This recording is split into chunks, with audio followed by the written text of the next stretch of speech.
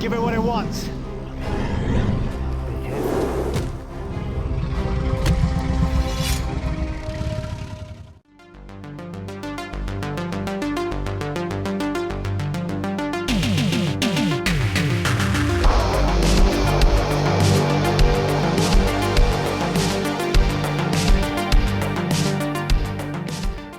We are talking about the movie Dark Kingdom, also known as Dragon Kingdom, actually a sequel to the movie Knights of the Damned, which was directed by Simon Wells, as is this movie. Now this kind of wants to be if Game of Thrones met Lord of the Rings, but for obviously a very small fraction of the budget. But this movie has got everything. Dragons, zombies, monsters, Amazon women. What more can you want from a movie? So, it's actually a direct sequel to Knights of the Damned, like I've said, so if you haven't seen that movie, you may be a little bit confused as to what's going on. It does have a bit of a catch-up at the beginning, but to give you kind of a very rough kind of catch-up in case you haven't seen it, ultimately we have a kind of a fantasy kingdom where the evil prince has raised an army of zombies to kind of take over the kingdom. He's off to try and kind of overthrow his father, and we are left with a small group of heroes, 2 knights, 2 Amazon women, and the princess, as they have escaped the kind of the wrath of the zombies from the initial movie, and they now are traversing the kind of the landscape, dodging the dragon, which is kind of a big part of the first movie, and they finally have to kind of go through this forbidden forest, if you like, called the Dark Kingdom, which is host to all kinds of beasts and kind of demonic entities to try and get ahead of their the evil prince, to try and get to their father in time, the princess's father in time. So off they go through the kind of the Dark Kingdom, meeting all sorts of creatures along the way. So, I mean, this movie has got absolutely tons and tons of creatures, more monsters than you can shake a sword at, in fact. And it's almost a triumphant return to the Conan-style fantasy genre. Well, maybe it's actually more of a return to the kind of the Ator the Fighting Eagle, the Deathstalker, the Wizards of the Lost Kingdom type of movies of the 80s. Now, I actually am a big fan of those movies, so I say that in some reverence, because I do enjoy some cheesy action, some kind of like some nice kind of sword and sorcery movies from that period, and this is definitely a kind of a callback to that style of kind of filmmaking. So in a lot of ways, Dark Kingdom is the fantasy movie we've all been waiting for, if you were a fan of such kind of schlocky fare as the ones I've mentioned. So what works in this movie? Like I said, this movie is just it's a fun film. It definitely has a kind of a fun, cheesy kind of like swashbuckling feel to it. Some of our kind of principal characters here are, you know, a lot of fun. We have these 2 knights that have this kind of like bromance, so to speak, which is, I think, is a lot of fun, them kind of playing off each other. You know, we have lots of kind of beautiful Amazon women that are kind of following them. There's just like a massive plethora of different monsters. I mean, like I said, you've got the dragon, which is a CGI creation, but you've obviously got the zombies at the beginning of the movie. And then we have, you know, all sorts of creatures in this dark forest, who are led by this lizard man, who's the makeup, I've got to say, is really impressive. So our lizard man is the kind of the ruler of the Dark Kingdom, and he reminded me of the creature, the alien from Enemy Mine, played by Lewis Gossett Jr. But I wonder if it's a throwback to the Sword and the Sorcerer, which has a kind of a lizard man in it as well. Now we have a variety of other characters, of creatures. We've got minotaurs, demons, orcs, beastmen, all sorts of stuff in here. So there's actually a whole smorgasbord of different kind of monsters, and the threat of all these kind of dragons, this whole lot of Dragon Isle. So there's more dragons than the Hobbit movies combined. Well, actually, there's only one in there, so there you go. Yeah, so there's kind of a lot going on in this movie in regards to its fantasy elements. So lots of kind of variety. The actual makeup themselves is a mixed bag, I'll be honest, but I kind of like some of the masks that they use, and the prosthetic masks look, you know, pretty cool. I've got to say, kind of the lizard man is the standout, who is the kind of our main bad guy. But there's some fun designs in regards to some of the kind of the other creature effects. The actual CG on the dragon for a low budget movie, I've got to say, isn't too bad. I have seen a lot worse than this. And there's a scene where our kind of main character George just kind of gives him this egg back, and I actually thought he looked alright. I thought it reminded me of the if it was in the live action Skyrim trailer, it kind of reminded me a little bit of that. There's some kind of quite fun, although contemporary kind of dialogue here between our kind of characters. I thought that was a lot of fun. So, I mean, if there's things that doesn't work in this movie, some of the acting is a little ropey. Now, let me prefix this by saying I think our core characters, our principal cast, actually aren't so bad. You know, our main characters, our two kind of knights, I've seen in a bunch of kind of low-budget movies, obviously including the first film.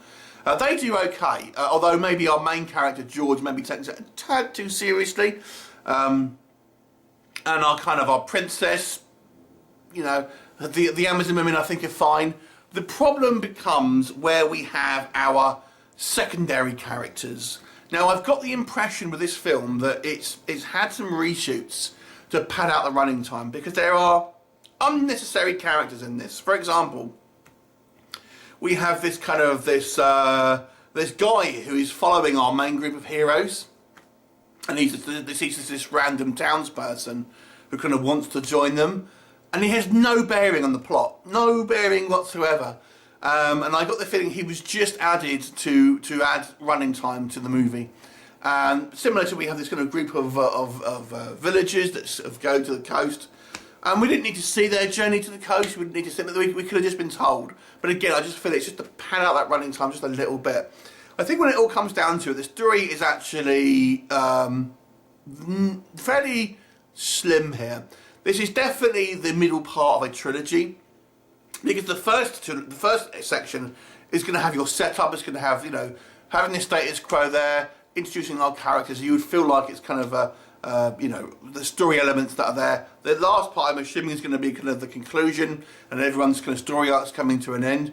But this second film doesn't really progress the movie in any kind of like great way, in regards to our characters are very much in this very similar position to where they were at the beginning of the film. They don't really seem to have progressed the plot in any kind of like massive means as the film progresses. So it does feel like a kind of a side mission almost, because the actual the Dark Kingdom itself, you don't feel it's not going to have a massive bearing on the overall plot.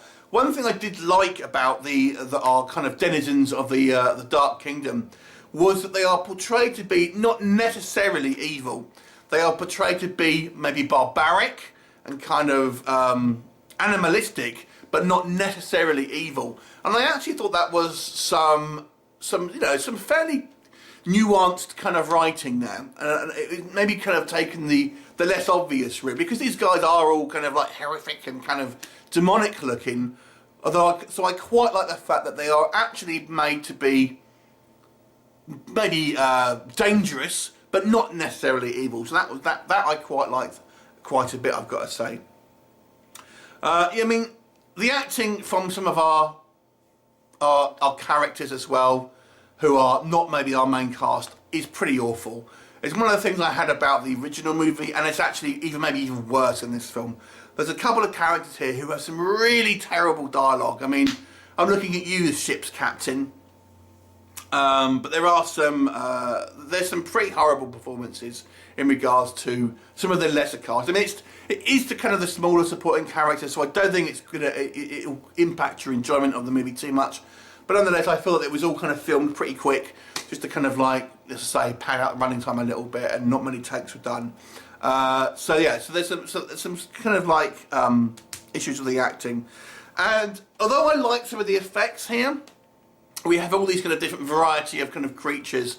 I mean, a lot of these wouldn't feel out of place in a 70s episode of Doctor Who. I mean, it is kind of like, I mean, some of the masks are actually pretty good, maybe apart from our kind of orcs who look like they're just kind of wearing a bodysuit with some eye holes cut out. But we have these kind of like these big sort of boss level bad guys, and they have all these, they have like a big like, hairy suit, and it just looks like you've got some like, you know, faux hair and just kind of put it around someone.